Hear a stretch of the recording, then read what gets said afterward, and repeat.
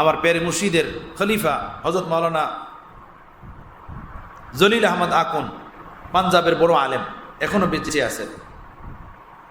উনি বলেন, আমি একবার হযরতকে বললাম, হযরত জি আপনার মহব্বত আমার দিলে একদমই নাই, আগে যে মহব্বত ছিল একদম আমার অন্তর থেকে বিদায় নিয়ে গেছে। ওনার ছাত্র জমানার ঘটনা উনি নিজে শুনেছেন, হযরতের সামনে দাঁড়িয়ে আমাদেরকে বললেন বয়ানের ভিতরে। আমি হযরতের কাছে আসছি, বিন্নুরি টাউনে মাদ্রাসায় আমি পড়ি, ছাত্র মানুষ, অথচ বায়াত হওয়ার আগে আমার এত ইশক ছিল, এত মহব্বত ছিল, বায়াত হওয়ার পরে আমার ইশক মহব্বত একদম ঠান্ডা হয়ে গেছে। এখন হযরতের কাছে আমার আসতেই দিল করে না, দিল চায় না, দিলই টানে না।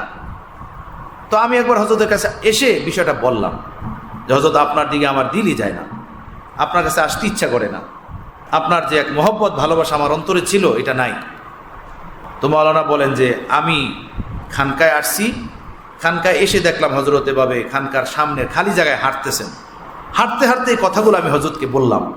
হযরত সাথে সাথে আমাকে বললেন, যা তুমি জিকির করো না, তুমি আমার হেদায়েতের উপরে আমল করো না, জিকির করো না, আমার হেদায়েতের উপরে আমল করো না, যাও মিয়া জিকির করো, জিকির করো, শায়েখের ওজিফা আমল করো।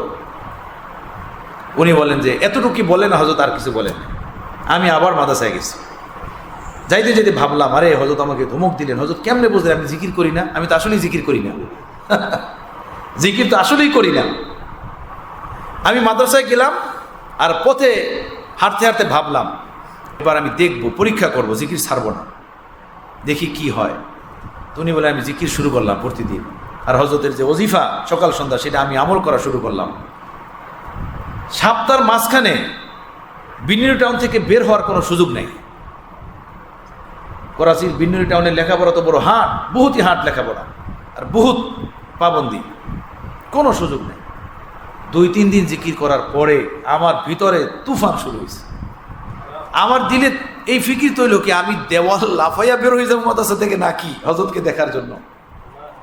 আমি সুযোগ খুঁজতেছি যে কবে আসবে সেই বৃহস্পতিবার, কবে আমি ছুটি নিব, আর আমি গিয়ে একটা নজর হযরতকে দেখে আসবো। কথা বুঝতেছেন? বলে এইভাবে অস্থিরতার সাথে আমার সপ্তাহ পার হয়েছে। বৃহস্পতিবার দিন আসরের আগে ছুটি নিয়ে বের হয়ে গেছি, খানকায় আসবো, হযরতকে দেখার জন্য অস্থির হয়ে গেছে।